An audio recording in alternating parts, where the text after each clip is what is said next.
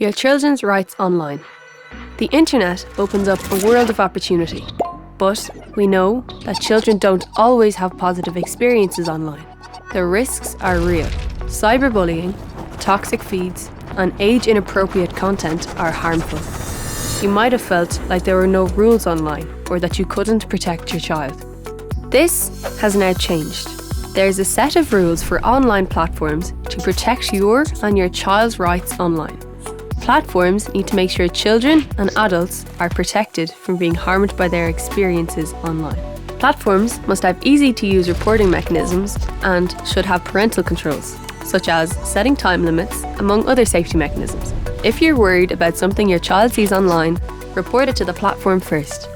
If you need help with this, or for more information about what Coimisiún Meán does, check out www.cnam.ie.